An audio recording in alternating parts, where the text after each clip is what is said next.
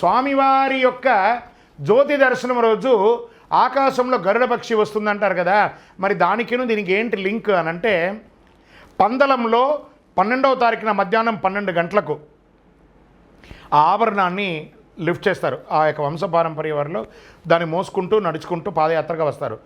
ఈ సమయంలో గరుడ పక్షి వస్తేనే దాన్ని తీస్తారనమాట. కృష్ణ పరుందు అంటారు. అంటే సాక్షాత్ ఆ శ్రవణ నక్షత్రుడైనటువంటి ఆ స్వామివారి మహావిష్ణువు ఆ యొక్క గరుడ పక్షి రూపంలో గరుడ గమన ఎలా అన్నారు, స్వామివారు నడిచే వాహనం కదా, అందులో ఉండి తన యొక్క కొడుకు యొక్క ఆ యొక్క తిరువాభరణ ఘోషయాత్ర అంటారు దాన్ని.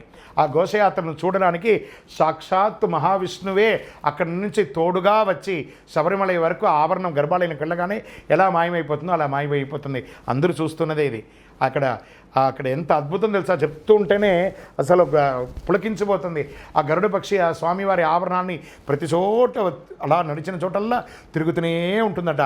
తన కొడుకుకు జరుగుతున్న వైభవాన్ని ఆకాశం నుండి స్వామివారు చూస్తూ ఉంటారట. శరణమయ్యప్ప.